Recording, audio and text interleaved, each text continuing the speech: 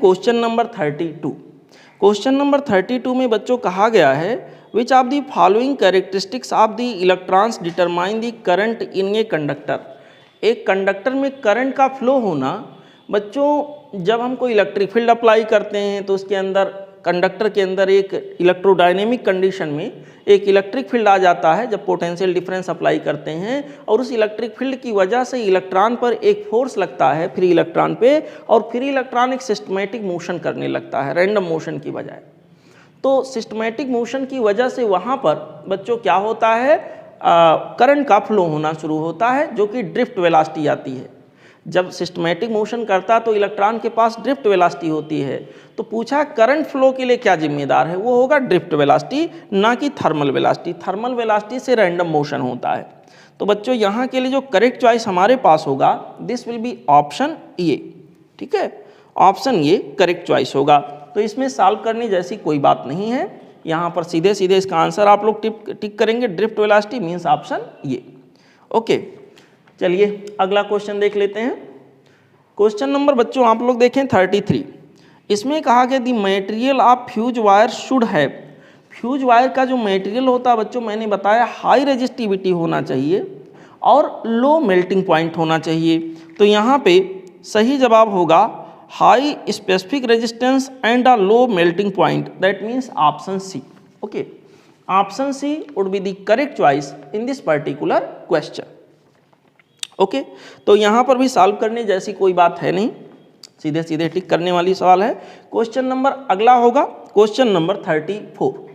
Question number 34 में बच्चों हमसे कहा गया है a heater boils 1 kg of water in time t1 and another heater coil the same water in t2। कहने का मतलब दूसरा हीटर का कॉइल है उसी जो है वाटर को t2 टाइम के अंदर वो बॉयल कर रहा है। If both are connected in series, अगर दोनों को सीरीज में लगा दिया जाए तो combination will boil the same water in time. बच्चों मैंने इसके लिए आपको एक सिचुएशन बताया था पढ़ाते समय कि अगर इंडिविजुअली दो हीटर हैं, इंडिविजुअली अगर सेम टेम्परेचर में इंक्रीमेंट करा रहे हैं T1 और T2 टाइप में सेम वोल्टेज की सप्लाई देने पर, तो अगर दोनों को मैं सीरीज में लगा दूं तो जो टाइम लगेगा वो और बढ़ जाता है। और सीरीज कॉम्बिनेशन में बच्चों जब अकेला एक हीटर का कॉइल था, ये वाटर को हीट कर रहा था, ये वाटर को हीट कर रहा था, जब V वोल्ट से इसको कनेक्ट किया गया होगा तो ये वाटर को हीट कर रहा था T1 टाइम में। यहाँ पर दूसरा हीटर का कॉइल है, इसको भी उतने ही अमाउंट वाटर हीट करने के लिए उतना ही वोल्टेज का सप्लाई दिया गया। इसके द्वारा जो टाइम लिया जा रहा है, यहाँ T1 था, यहाँ T2 लिया गया। और यहाँ पर जब दोनों को सीरीज में लगा दिया जाएगा बच्चों, उतना ही अमाउंट ऑफ वाटर अगर हीट करना हो, उतना ही अमाउंट ऑफ वाटर अगर हीट करना हो और दोनों को सीरीज में लगा दें और उतना ही वोल्टेज सप्लाई दे दें, तो ऐसे पर्टिकुलर केस में जो टाइम लगेगा वो दोनों का सम हो जाता था, आपको मैंने बताया था। ठीक है, तो यहाँ के लिए जो करेक्ट चॉइस होगा बच्चों this will be option C. Correct choice that we will consider here this will be option C. Okay, चलते हैं बच्चों अगले question, question number 35। Question number 35 में बच्चों हमसे कहा गया है two heating coils, one of fine wire and other of thick wire made of same material and of same length are connected in series and parallel. Question number बच्चों 35। देखो, दो यहाँ पर वायर हैं और फाइन वायर हैं, पतले से हैं, उसमें से एक थोड़ा सा थिक है, एक थोड़ा सा थिन है। Okay, one is fine and other is thick. Okay, ऐसे बोला गया है। तो एक हीटर का एक बच्चों यहाँ पर वायर ये रहा थिन वाला, फाइन वाला, और एक थिक है थोड़ा सा। ओके, एक थोड़ा सा थिक है, और दोनों का लेंथ सेम, मटेरियल सेम, यानी रेजिस्टिविटी सेम, यल सेम। तो बच्चों यहाँ पर R की वैल्यू होती rho L divided by A, L same rho same, तो R will be inversely proportional to A. यानी कि बच्चों अगर इसका रेजिस्टेंस थिन वाले का मैं R1 मानूं और इसका R2 मानूं, तो जो मोटा वाला होगा जिसका क्रॉस सेक्शनल एरिया ज़्यादा होगा उसके अंदर बच्चों रेजिस्टेंस की वैल्यू कम होगी, यानी यहाँ पर R2 will be less then R1। ऐसे हो गया। अब हमसे कहा गया है कि सर ऐसा है चार ऑप्शन बनाए गए हैं, कौन सा स्टेटमेंट करेक्ट है ये पूछा गया है, कौन सा स्टेटमेंट करेक्ट है। तो करेक्ट स्टेटमेंट खोजने के लिए अगर जाएं बच्चों तो सिचुएशन हमारे सामने कुछ ऐसे होगा। R1 रेजिस्टेंस से अगर हम किसी रेजिस्टेंस से कोई सा यहाँ पर बच्चों वोल्टेज सोर्स जोड़ देते हैं तो हीट एनर्जी की बात कहा, कितनी हीट एनर्जी लिबरेट होगी कितनी नहीं, चार ऑप्शन बनाए गए हैं। V वोल्ट से मान लिए दोनों को बारी बारी से मैं करूं तो यहाँ के अंदर एक जनरल सिचुएशन देखते हैं। हीट एनर्जी की वैल्यू हो जाएगी V²/R × T। सेम टाइम तक सेम वोल्टेज अप्लाई कर रहे हैं तो heat developed will be directly proportional to R। ठीक है, सेम वोल्टेज का मतलब अगर हम पैरेलल में ले जाके कनेक्शन करेंगे, पैरेलल में मान लो दोनों को मैंने कनेक्ट कर दिया बच्चों इन पैरेलल, पैरेलल के अंदर V की वैल्यू क्या होगी, सेम। V की वैल्यू अगर सेम होगी तो यहाँ के अंदर बच्चों पैरेलल में हम देखेंगे हीट जो डेवलप किया जाएगा, हीट जो डिसिपेट किया जाएगा, जिसका रेजिस्टेंस कम होगा उसके द्वारा ज़्यादा हीट यहाँ डिसिपेट किया जाएगा। इसका मतलब बच्चों यहाँ H2 ग्रेटर देन क्या होगा, H1। और अगर सीरीज की बात करें, इन सीरीज दोनों को सीरीज में लगा दें और सेम वोल्टेज की सप्लाई जितना यहाँ दिए उतना दे दें तो वोल्टेज का डिवीजन हो जाएगा और दोनों में जो भी करंट चलेगा वो सेम होगा। तो यहाँ के अंदर हीट एनर्जी डेवलप्ड की वैल्यू हो जाएगी I²R × T। इस बार बच्चों अभी दोनों को सीरीज में R1 R2 को सीरीज में पैरेलल में लगा दिए थे, R1 था, चलो उसको भी जोड़ के दिखा देते हैं, R2 था, दोनों को अभी मैंने क्या लगा दिया था पैरेलल में। अब दोनों ही को मैं सीरीज में लगाने जा रहा हूँ, R1 हो गया और R2 हो गया। ऐसे अगर इनको मैं सीरीज में उतनी ही वोल्टेज से जोड़ दूंगा तो बच्चों यहाँ पर वोल्टेज तो दोनों में डिवाइड हो जाएगा, कम कम वोल्टेज मिलेगा। यहाँ के अंदर करंट जो फ्लो होगा वो दोनों में सेम होगा, सेम टाइम तक की बात करेंगे। तो यहाँ पर बच्चों heat energy directly proportional to resistance. तो अब क्या होगा, हीट एनर्जी जिसका रेजिस्टेंस ज़्यादा रहा होगा वो ज़्यादा हीट एनर्जी प्रोड्यूस करेगा। तो रेजिस्टेंस R1 का ज़्यादा है तो यहाँ H1 ग्रेटर देन क्या होगा, H2। तो सीरीज में H1 ज़्यादा होगा, मतलब सीरीज में जो फाइन वायर है, थिन वायर है, उसके द्वारा ज़्यादा हीट प्रोड्यूस किया जाएगा, जबकि पैरेलल में थिक के द्वारा ज़्यादा हीट एनर्जी डेवलप किया जाएगा, डिसिपेट किया जाएगा। ऑप्शन देखें, पहले में कहा गया इन सीरीज में fine wire will liberate more energy. Fine wire का मतलब R1 जिसका रेजिस्टेंस है और R1 रेजिस्टेंस की वैल्यू देखिए ज़्यादा है, ये ज़्यादा हीट एनर्जी करेगा, सही बोल रहा है। और पैरेलल में बोला गया है parallel thick one will liberate more energy. Parallel में जो थिक वाला है यानी ये वाला, ये ज़्यादा हीट एनर्जी को लिबरेट करेगा। तो ऑप्शन ये यहाँ के लिए करेक्ट हो गया बच्चों, आगे बढ़ने की ज़रूरत नहीं है क्योंकि बोथ नन का ऑप्शन यहाँ है नहीं। तो यहाँ के लिए जो करेक्ट चॉइस हम लेंगे दिस विल बी ऑप्शन ये। ओके बच्चों, चलते हैं अगले। वी है क्वेश्चन नंबर 36। क्वेश्चन नंबर 36 में बच्चों कहा गया है if a wire of resistance 20 ohm is covered wire ice. यहाँ पर बच्चों कोई वायर है, उसको कहने का मतलब वायर को आइस से कवर कर दिया गया, घेर दिया गया है। And voltage of 210 volt is applied across the wire, then rate of melting of ice. Ice के मेल्टिंग का रेट क्या होगा। क्वेश्चन नंबर 36 की यहाँ पर बच्चों बात हो रही है, हम सभी लोग इसको सॉल्व करने जा रहे हैं। यहाँ पर कोई वायर है, वायर के अंदर बच्चों कोई रेजिस्टेंस रहा होगा, मैं रेजिस्टेंस बना देता हूँ। और ये जो रेजिस्टेंस है ये आइस से ढका हुआ है, ऐसे, ये बच्चों आइस है, इससे ये ढका हुआ है, ऐसे ऐसे। और इसको क्या किया गया, कोई वोल्टेज का सोर्स दिया गया है, कोई वोल्टेज का सोर्स दिया गया है।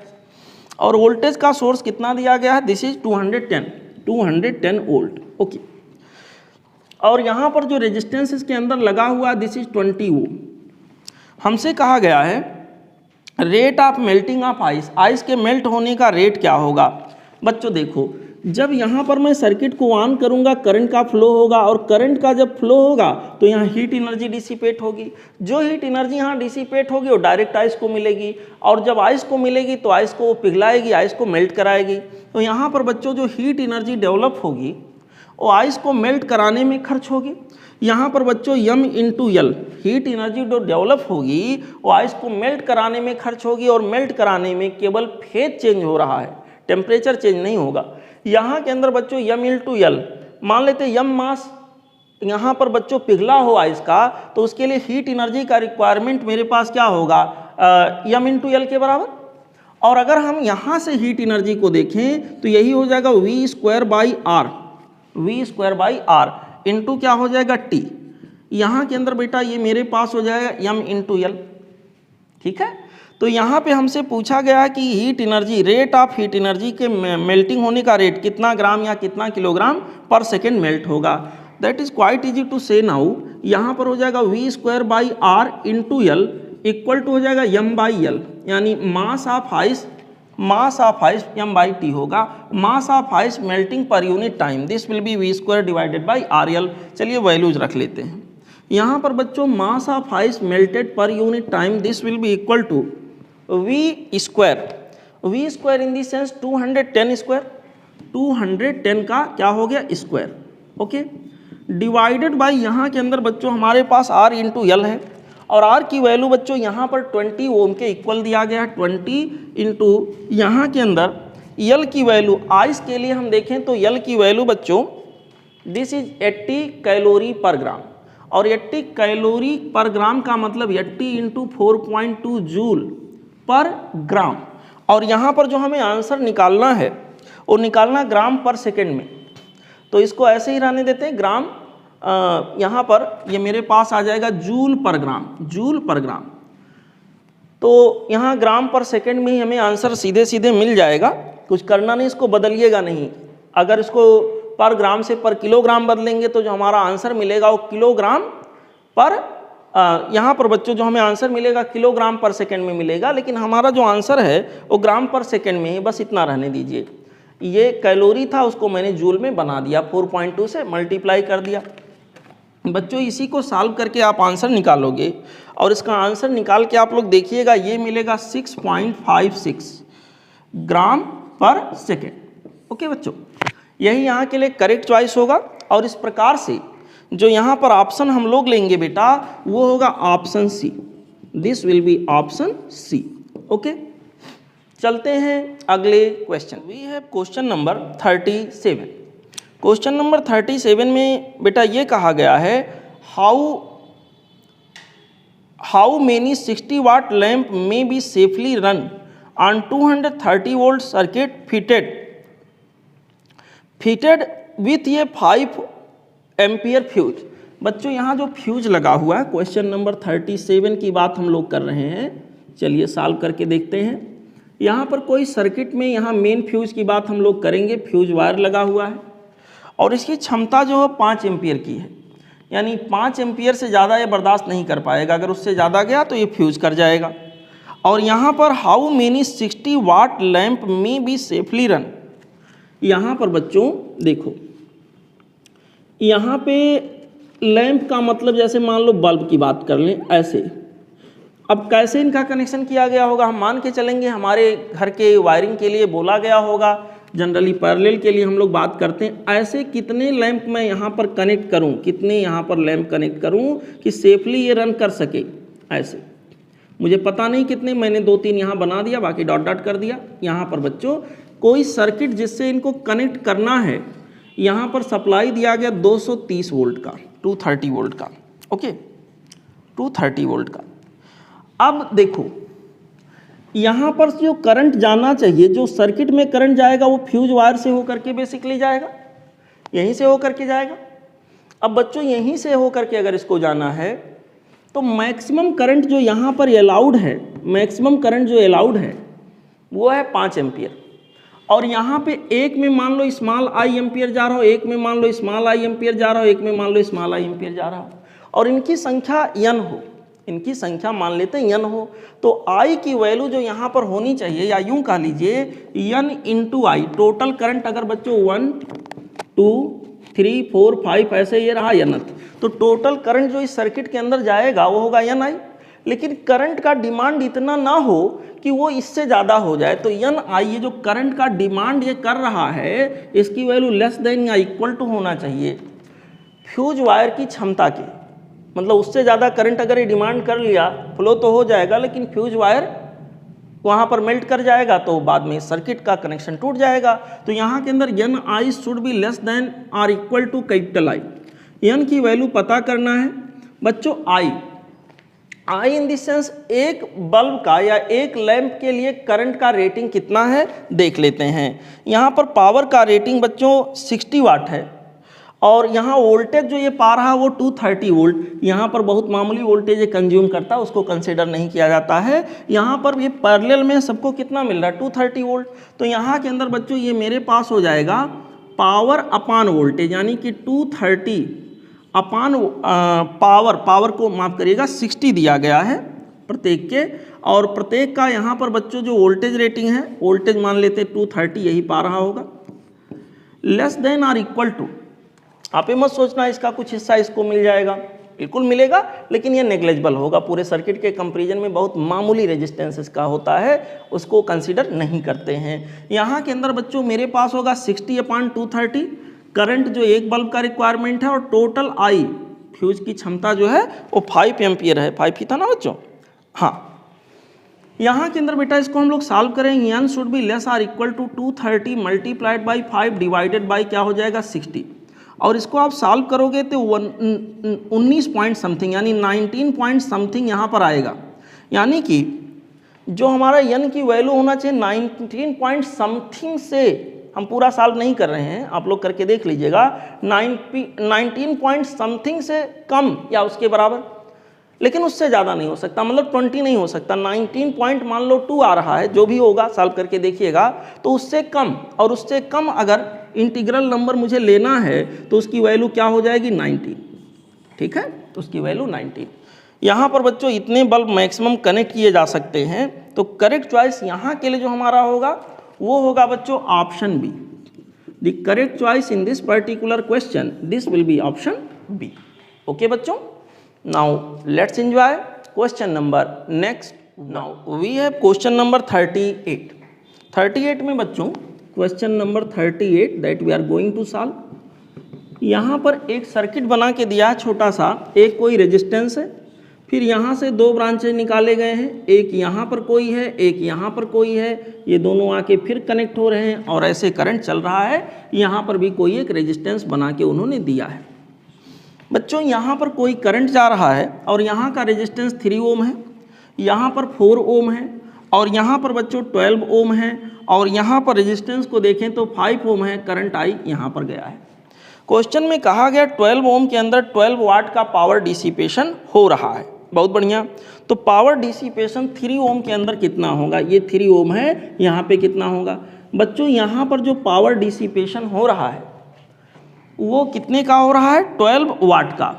मान लेते हैं यहाँ का वोल्टेज V रहा हो और यहाँ का भी वोल्टेज तब V रहा होगा, तो यहाँ का पावर मतलब यहाँ का वोल्टेज का स्क्वायर डिवाइडेड बाई R।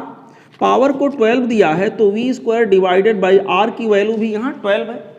तो बच्चों V की वैल्यू सॉल्व करेंगे, V square equal to 12 into 12, तो V की वैल्यू क्या हो गया 12 वोल्ट। इसका मतलब ये जो वोल्टेज पाया होगा ये 12 वोल्ट रहा होगा, और अगर ये 12 वोल्ट पाया है तो ये भी 12 वोल्ट ही पाया होगा। अब यहाँ पे इस ब्रांच में करंट कितना रहा होगा? I की वैल्यू V बाई R, यानी 12 डिवाइडेड बाई R 4, यानी कि यहाँ पर 3 एम्पियर का करंट गया होगा, I1 हो गया। यहाँ पर मान लेते करंट की वैल्यू I2 रहा हो, यहाँ I1 है, I1 यहाँ है, और यहाँ पर I2 मान लेते हैं। तो I2 की वैल्यू यहाँ से निकालेंगे तो I2 इक्वल टू हो जाएगा 12 डिवाइडेड बाई 12, यानी कि I2 की वैल्यू कितना हो गया 1 एम्पियर। तो टोटल करंट कितना रहा होगा बच्चों? I1 plus I2 equal to I। तो टोटल करंट यहाँ के अंदर रहा होगा 3 एम्पियर प्लस 1 एम्पियर, यानी कि बच्चों यहाँ पर 4 एम्पियर के बराबर रहा होगा। तो यहाँ पे कितना पावर डिसिपेट होगा पूछा गया है। यहाँ पे पावर डिसिपेशन की वैल्यू हो जाएगी I स्क्वायर इंटू R लगा लीजिए। I का मतलब 4 का स्क्वायर इंटू R का मतलब 3, 16 इंटू 3, यानी कि बच्चों यहाँ क्या आ गया 48 वाट।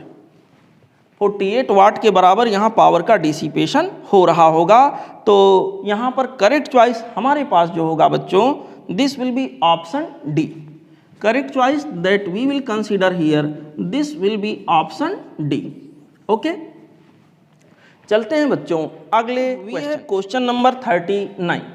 क्वेश्चन नंबर 39 में बच्चों हमसे कहा गया है a copper wire and a silicon wire over heated from room temperature to 60 degree C. Question number बच्चों 39, एक है कॉपर का वायर और एक है बच्चों सिलिकॉन का wire. This is copper wire, this is silicon wire. Okay, ये दोनों रूम टेम्परेचर से हीट किए गए और 60 डिग्री सी तक लिए गए, यानी दोनों का टेम्परेचर बढ़ाया गया। तो बच्चों जब कॉपर का टेम्परेचर बढ़ाते हैं, कॉपर ठहरा एक मेटल, यहाँ पर टेम्परेचर बढ़ाएंगे तो इसका रेजिस्टेंस, रेजिस्टिविटी, ये सारी चीज़ें यहाँ पर बढ़ेंगी।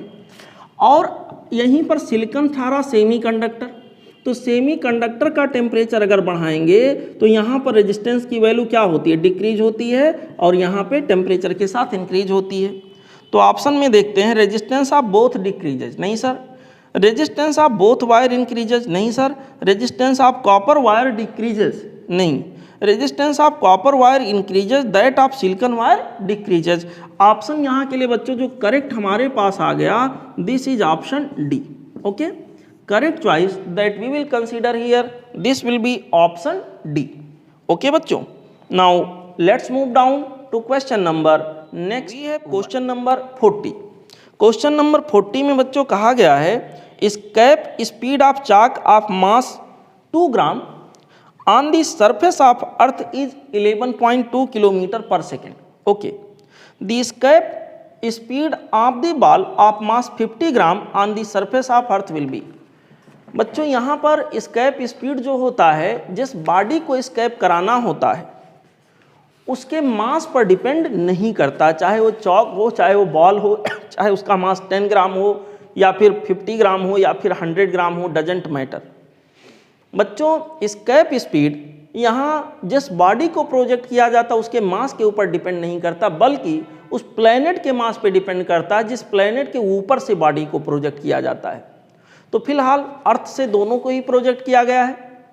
और यहाँ पर बच्चों स्केप वेलोसिटी तो चाक के लिए रहा होगा, सेम स्केप वेलोसिटी यहाँ बॉल के लिए भी होगा।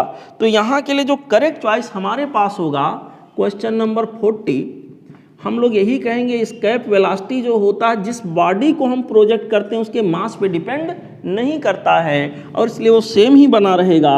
और इस तरह से जो करेक्ट चॉइस यहाँ के लिए हम लोग लेंगे बच्चों, this will be option A. Okay, option A would be the correct choice in this particular. वही है क्वेश्चन नंबर 41। क्वेश्चन नंबर 41 में बच्चों हमसे कहा गया है if suddenly the gravitational force of attraction between earth and satellite revolving around it becomes zero. अचानक ही बच्चों यहाँ क्या हो जाए, ग्रेविटेशनल फोर्स हट जाए तो क्या होगा, सैटेलाइट विल। बच्चों मैंने आपको बताया है पढ़ाते समय भी कि अगर ग्रेविटेशनल फोर्स ख़त्म हो जाएगा तो जो सैटेलाइट अर्थ के चारों तरफ या किसी भी प्लेनेट के चारों तरफ अगर कोई सैटेलाइट जा रहा था, सर्कुलर पाथ पे वो चल रहा था, तो उसका चलने का जो रीजन था, we are solving the question number 41। Okay, यहाँ पर बच्चों मान लेते हैं ये हमारा प्लेनेट है, मान लेते हैं अर्थ है, अर्थ का नाम शायद लिया गया सवाल में। अच्छा, यहाँ पर इसके चारों तरफ कोई सैटेलाइट ऐसे मूव कर रहा था, सर्कुलर पाथ पे चल रहा था, ये रहा सैटेलाइट। तो हर समय इसकी वेलोसिटी क्या होती है, टेंजेंशियल, जिसको ऑर्बिटल वेलोसिटी आप बोल सकते हो। और हर समय यहाँ एक सेंट्रीपेटल फोर्स के रूप में फोर्स लगता है जो कि ग्रेविटेशनल फोर्स से आ रहा होता है। अगर ये अचानक ही खत्म हो जाए तो मोशन को डिस्क्राइब केवल क्या करेगा, वी नॉट, और उस समय जो भी इसकी टेंजेंशियल वेलोसिटी रही होगी उसी दिशा में सैटेलाइट मूव करता हुआ निकल जाएगा। ठीक है, तो यहाँ पे जो करेक्ट चॉइस हमारे पास होगा बेटा वो होगा option B. Correct choice that we will consider here, this will be option B. Okay बच्चों, चलते हैं अगले क्वेश्चन नंबर 42। क्वेश्चन नंबर 42 में कहा गया है two spheres of masses small m and capital M are situated in air and the gravitational force between them is F. Okay, the space around the mass is now filled with a liquid of specific gravity 3। पूछा गया gravitational force अब क्या होगा। बच्चों मैंने आपको बताया था दो मासेस के बीच में जो ग्रेविटेशनल फोर्स लगता है वो मीडियम इंडिपेंडेंट होता है। इलेक्ट्रोस्टैटिक फोर्स में क्या होता था, दो चार्ज के बीच में अगर मैं मीडियम चेंज कर दूं तो फोर्स की वैल्यू चेंज हो जाती थी, लेकिन ग्रेविटेशनल फोर्स में बच्चों ऐसा कुछ भी नहीं था। दो बॉडी के बीच में लगने वाला जो ग्रेविटेशनल फोर्स होता था वो उनके बीच के मीडियम पर डिपेंड नहीं करता था। तो यहाँ पर फोर्स पहले भी अब था और अभी भी अब बना रहेगा, अगर उसके बीच में मीडियम चेंज कर देंगे तो भी। तो यहाँ के लिए बच्चों जो करेक्ट चॉइस होगा क्वेश्चन नंबर 42 का दो बॉडी के बीच में ग्रेविटेशनल फोर्स उन दोनों बॉडीज के बीच के मीडियम पर डिपेंड नहीं करता है, और इस वजह से करेक्ट चॉइस जो हम लोग लेंगे बच्चों यहाँ के लिए वो होगा ऑप्शन सी। उतना ही फोर्स बना रहेगा, उसमें कोई बदलने वाली बात नहीं होगी। ठीक है, चलते हैं अगले क्वेश्चन है क्वेश्चन नंबर 43। क्वेश्चन नंबर 43 में बच्चों हमसे कह रहे हैं 4 particles each of mass small m are placed at the vertices of an square of side L. Okay, the potential energy of the system is। Question number बच्चों 43 की basically यहाँ बात हुई है। देखिए आप सब लोग यहाँ के अंदर क्या कहा गया है कि कोई एक स्क्वायर है। स्क्वायर का मतलब इस तरह से कोई स्ट्रक्चर हम बनाएंगे। स्क्वायर का मतलब इस तरह से बच्चों हम लोग यहाँ पर संरचना स्ट्रक्चर बनाएंगे। यहाँ पे इसके 4 कॉर्नर्स हैं बच्चों, इसके 4 कॉर्नर्स हैं, ये रहे। ओके, और इन चारों कॉर्नर पे कोई मास रखा हुआ है पार्टिकल, यहाँ पर यम यम यम 4 पार्टिकल्स, यम मास यम मास यम मास, और यहाँ भी यम मास का पार्टिकल है। ओके, हमसे कहा गया सर आप ये बताइए कि यहाँ पर ये जो सिस्टम पूरा बनेगा उस सिस्टम की ग्रेविटेशनल पोटेंशियल एनर्जी क्या होगी।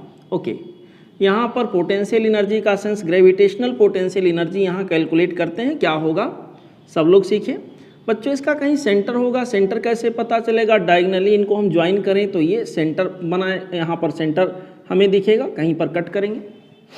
अच्छा, gravitational potential energy of the system, system के लिए बच्चों हम लोग कैलकुलेट करने जा रहे हैं। तो यहाँ पर जितने पेयर बनेंगे उन सबको क्या करेंगे, सम करेंगे। टोटल 4 पार्टिकल्स हैं, ठीक है, 4 पार्टिकल्स हैं, तो नंबर ऑफ पेयर यहाँ के अंदर जो बनेंगे वो होंगे 6। कैसे पता चलेगा, n इंटू n माइनस 1/2 से, यहाँ 4 इंटू 4 माइनस 1/2 कर लीजिए बच्चों। यहाँ पर 4 इंटू 3/2 यानी कि 6 आ जाएगा बच्चों। इसका मतलब 6 पेयर बनेंगे। ये पेयर बच्चों माइनस जी, और एक चीज़ और देखिए, माइनस जी सब में आना है तो उसको चाहें तो आप कॉमन कर सकते हैं। यम यम का एक पेयर, यम यम का दूसरा पेयर, यम यम का बच्चों 1 पेयर 2 पेयर 3 पेयर 4 पेयर, ये वाला बना। तो यम इंटू यम यानी यम स्क्वायर डिवाइडेड बाई यल, ऐसे कितने होंगे, ऐसे बच्चों टोटल 4 पेयर्स होंगे, this this this and this. यहाँ के अंदर दिस मच इंटू 4 हो गया। माइनस जी अगले में भी आएगा, एक पेयर इन दोनों का, एक पेयर इन दोनों का। तो बच्चों यहाँ पर हमारे पास माइनस जी तो कॉमन हो चुका है, प्लस हो जाएगा M into Yama divided by ये वाला डिस्टेंस दिस वन, और ये वाला डिस्टेंस बच्चों जो होगा ये हो जाएगा यल स्क्वायर रूट के अंदर 2। ओके, यहाँ के अंदर बच्चों ये हो जाएगा यल स्क्वायर रूट में 2, और ऐसे जैसे ये पेयर बना वैसे ये तो इसका डबल कर दीजिए। ये टोटल 6 पेयर का हमने हिसाब किताब कर लिया। मेरे प्यारे बच्चों यहाँ के अंदर सिग्मा ऑफ यू जी की जो वैल्यू होगी minus of G m square, यहाँ के अंदर बच्चों हम लिख देते हैं m square divided by L 4 हो गया, और यहाँ के अंदर बेटा ये हो जाएगा देखिए 2 टाइम्स ऑफ स्मॉल यम यानी m square divided by L into square root में 2, ऐसे आ गया। अब जो चीज़ कॉमन हो रहा है उनको बाहर उठा लाइए, जो चीज़ बच्चों कॉमन हो रहा है उनको बाहर उठा लाइए। तो यहाँ के अंदर कॉमन क्या हुआ है, कॉमन यहाँ के अंदर हो जाएगा sigma U G, this will be equal to minus of G 2 M का स्क्वायर, दोनों में कॉमन है बाई यल। तो यहाँ पर बच्चों 2 टाइम्स ऑफ यम का स्क्वायर बाई यल अगर मैं कॉमन कर लेता हूँ तो यहाँ मेरे पास बचेगा 2 प्लस यहाँ के अंदर हो जाएगा बेटा यहाँ पर आ जाएगा बच्चों 1/√, के अंदर 2, ऐसे बचेगा, ऐसे। और इस तरह से अगर मैं ऑप्शन को टैली कराऊं कि कौन सा ऑप्शन यहाँ करेक्ट जा सकता है, तो बच्चों करेक्ट ऑप्शन जो यहाँ से मैच कर रहा है, मैं देख पा रहा हूँ, करेक्ट ऑप्शन बी होगा। The correct choice in this question, this should be option B. Okay, option B यहाँ के लिए करेक्ट चॉइस होगा बच्चों। अब हम लोग आगे बढ़ेंगे और अगला क्वेश्चन हम लोग देखेंगे। Question number 44। क्वेश्चन नंबर 44 में बेटा हमसे कहा गया है, a body of mass m is raised to a height b above the surface of earth of mass M and radius R until its gravitational potential energy increases by 1/3 mgr। बच्चों इसका मतलब potential energy में जो increment हो गया 1/3 mgr के बराबर हो गया। तो यहाँ के अंदर b की वैल्यू हमसे पूछा गया क्या होगा, और ऑप्शंस भी बड़ा, 2 ऑप्शन तो ठीक है और 2 ऑप्शन अजीबोगरीब तरह से यम और आर के टर्म में दिया गया मिला के। फिलहाल देखते हैं क्वेश्चन नंबर बच्चों 44। देखिए ये हमारा है बच्चों अर्थ का सरफेस, और यहाँ पर कोई एक बॉडी इसके सरफेस पर है, इसके सरफेस पर, इसका मास इस बॉडी का सपोज करिए यम है, इस बॉडी का मास बच्चों यम है, और इसके सरफेस पर कभी ये रखा रहा होगा। जब इसके सरफेस पर रखा रहा होगा, चलो इसकी कुछ पोटेंशियल एनर्जी रही होगी, अर्थ हो गया ये पूरा, इसका अर्थ का कहीं ना कहीं सेंटर बच्चों मिलेगा, कहीं होगा ही अर्थ का सेंटर, और यहाँ पर इस बॉडी का सेंटर तो इसी में कहीं है। अच्छा, और बाद में इसको जब हाइट बढ़ाया जाएगा, किसी अदर हाइट पे लेके जाया जाएगा, तो क्या होगा, सिस्टम की पोटेंशियल एनर्जी बढ़ जाएगी। कितने हाइट पर ले गए, यहाँ एच की वैल्यू उन्होंने बी लिख के दिया, सर एच की वैल्यू यहाँ के अंदर बी के बराबर है, एच इक्वल टू क्या है बी। यहाँ पर एच की वैल्यू बच्चों बी के अगर इक्वल हो गया है, तो ध्यान से देखिए, उसने कहा potential energy increase by this. तो सवाल उठा, जब ये सरफेस पर था तो उस समय पोटेंशियल एनर्जी कितना रहा होगा, और सरफेस से जब किसी ऊंचाई पे गया होगा तो पोटेंशियल एनर्जी कितना होगा। हम यहाँ दोनों कैलकुलेट कर लेते हैं। देखिए अगर बच्चों मैं यू इनिशियल आपसे पूछूं तो 2 चीज़ें हैं यहाँ, एक तो हमारा अर्थ हो गया, धरती मैया हो गई, और एक बेटा यहाँ के अंदर ये बॉडी हो गया, इन दोनों का सिस्टम है। तो पोटेंशियल एनर्जी आ जाएगा -G capital M/E mass of earth into mass of this body, okay, divided by यहाँ के अंदर इन दोनों के सेंटर के बीच की दूरी। तो बच्चों ये तो यहीं पे है, और ये यानी कि अर्थ के रेडियस के बराबर आ गई। ये अभी पोटेंशियल एनर्जी की वैल्यू बच्चों आपके सामने रहा इतना, ओके। सवाल में कहा गया है कि ग्रेविटेशनल पोटेंशियल एनर्जी इंक्रीज करा के इतना करना है, और फाइनली इसको मैं यहाँ लेके गया हूँ। तो अब जो फाइनल केस में पोटेंशियल एनर्जी होगा ये हो जाएगा -G M1 M2। M1 का मतलब मास ऑफ अर्थ, M2 का मतलब बच्चों small m divided by RE। अब बच्चों इसका अर्थ का सेंटर यहाँ और बॉडी यहाँ पहुँच चुका, तो टोटल हाइट दोनों के सेंटर के बीच का टोटल सेपरेशन हो जाएगा H प्लस RE, यानी कि यहाँ पर मैं लिखूंगा बच्चों H प्लस RE, और RE की वैल्यू यहाँ B के बराबर है। माफ करिएगा, यहाँ पर बच्चों H प्लस RE, H की वैल्यू यहाँ के अंदर B के बराबर है, और यहाँ पर बच्चों RE प्लस क्या हो गया RE, ऐसे ये हो गया final potential energy of body plus earth system. Potential energy में होने वाला जो परिवर्तन होगा डेल्टा यू, जिसको हम लिखेंगे बच्चों, ये मेरे पास होगा -U final minus you initial. You final means this, यहाँ के अंदर बेटा हो गया -G M/E divided by B plus RE, और माइनस यहाँ के अंदर फिर एक बार माइनस लगाएंगे, प्लस हो जाएगा G M/E डिवाइडेड बाई क्या लिखेंगे बच्चों RE। इसको सॉल्व करके आंसर निकालना है बेटा, देखते हैं। और पोटेंशियल एनर्जी में होने वाले परिवर्तन को दे दिया है क्वेश्चन में 1/3 mgr स्मॉल mgr। देखो पहले तो इसको सॉल्व करते हैं बेटा। G M/E यहाँ से हो जाएगा कॉमन, G M/E कॉमन करने के बाद पहले प्लस वाला देख लेते हैं। यहाँ पर बचेगा मेरे पास स्मॉल m भी कॉमन ही कर लो, यहाँ पर बच्चों स्मॉल m भी कॉमन ही कर लो, इजी रहेगा। और यहाँ से ये पूरा ऊपर वाला न्यूमरेटर अगर कॉमन कर लें तो यहाँ के अंदर बचेगा 1/RE माइनस, ये पूरा यहाँ से कॉमन हो गया, माइनस चिन्ह यहाँ बचेगा, माइनस हो जाएगा 1/B + RE। समझिएगा आप लोग बच्चों, थोड़ा और मेहनत किया जाए तो यहाँ के अंदर हो जाएगा GME स्मॉल m और ये हो जाएगा B + RE माइनस RE, तो ऊपर क्या बचेगा, केवल B डिवाइडेड बाई यहाँ पर आ जाएगा RE और यहाँ हो जाएगा B + RE। ऐसे हो गया बच्चों, ऐसे।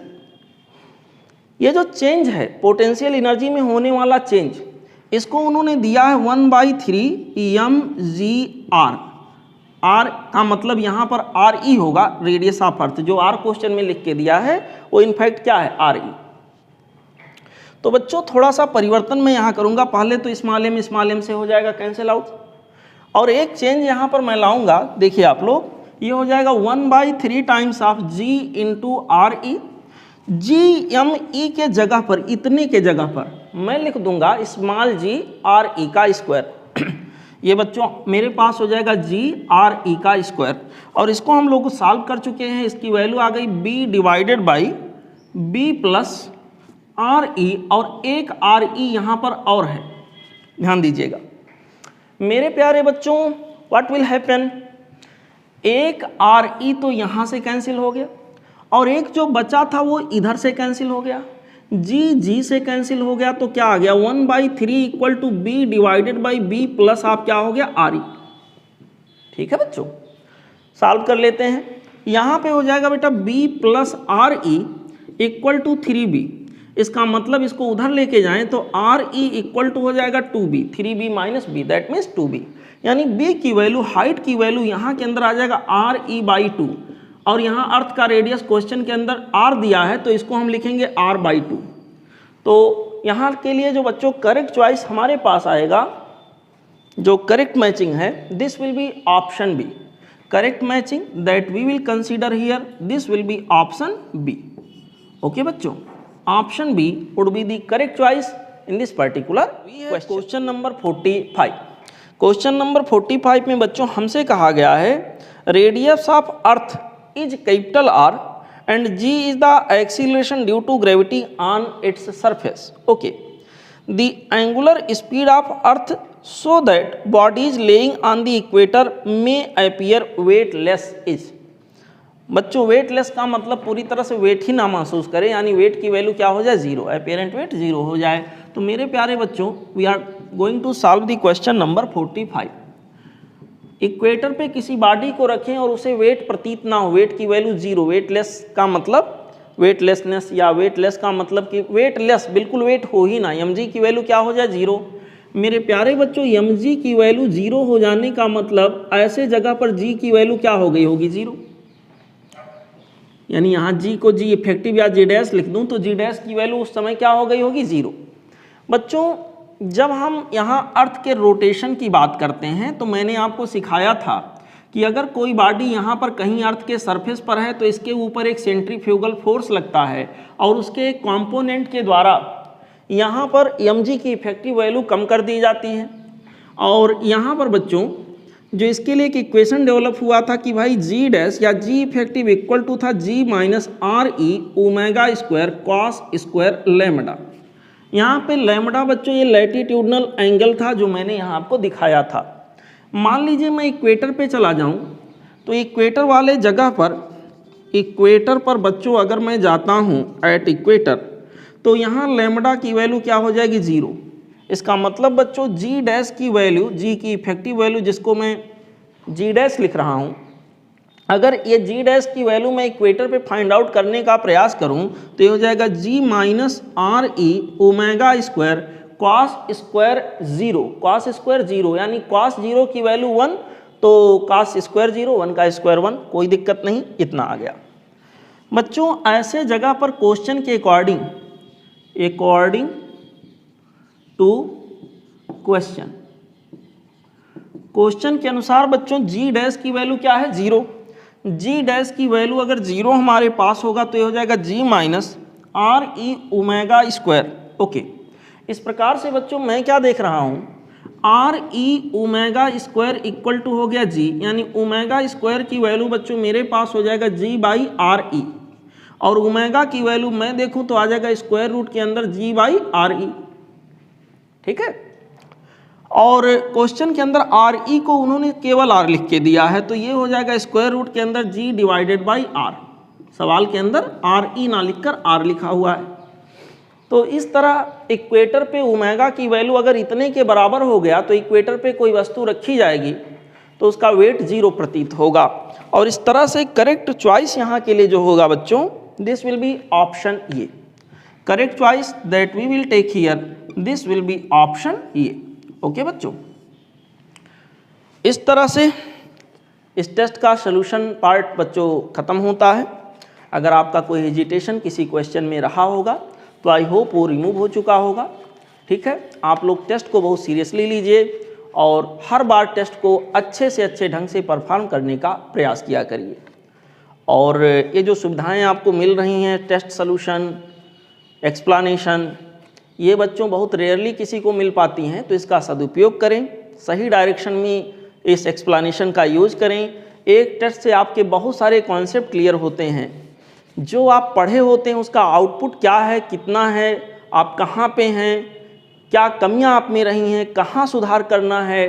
टेस्ट एक ऐसा आईना है जिसमें ये सारी बातें दिख जाती हैं, इसलिए टेस्ट को ज़रूर दिया करिए। ओके बच्चों, ठीक है, चलते हैं अगले टेस्ट में, टेस्ट सोल्यूशन लेके फिर उपस्थित होंगे। तब तक पढ़ते रहिए, हंसते रहिए, मुस्कुराते रहिए।